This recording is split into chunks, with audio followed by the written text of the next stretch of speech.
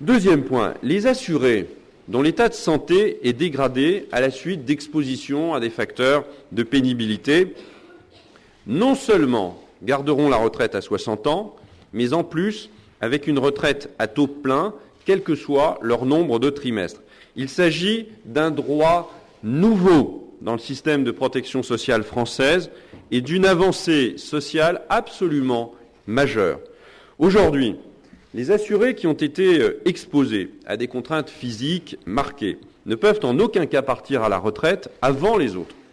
La situation, par exemple, d'un éboueur dont le dos est abîmé par 20 ans de port de poubelle n'est pas prise en compte, pas plus que celle de l'ouvrière qui a les séquelles de 20 ans de travail à la chaîne dans des postures physiques pénibles.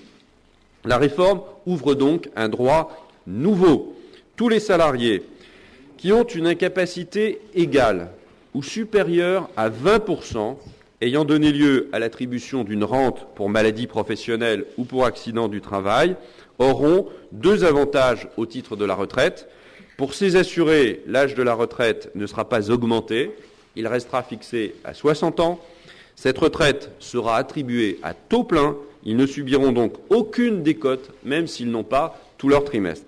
Ce dispositif de prise en compte de la pénibilité a été construit avec la volonté d'avoir une réponse immédiatement opérationnelle, équitable, c'est-à-dire reposant sur des critères absolument incontestables et maîtrisables.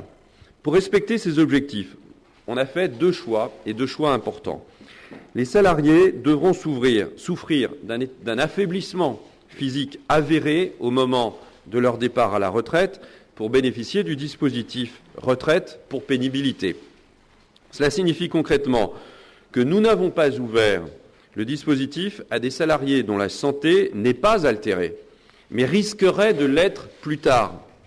Ce n'est pas une position idéologique, mais tout simplement le constat du fait que nous ne disposons pas aujourd'hui, personne ne dispose aujourd'hui, de moyens pour apprécier de façon rigoureuse, sérieuse, à partir de quel seuil d'exposition la probabilité d'être malade devient une quasi-certitude. Le droit sera accordé de manière individuelle. Nous refusons totalement l'approche qui consisterait à fixer par avance une liste de métiers réputés pénibles. Cette approche collective aurait été totalement injuste, car elle aurait laissé de côté certains salariés qui n'exercent pas ces métiers, mais qui sont usés par le travail.